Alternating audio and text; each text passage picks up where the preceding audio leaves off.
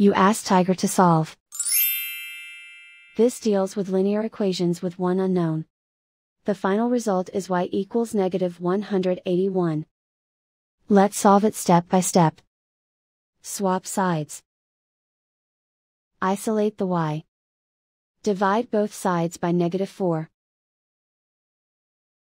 Cancel out the negatives. Simplify the fraction.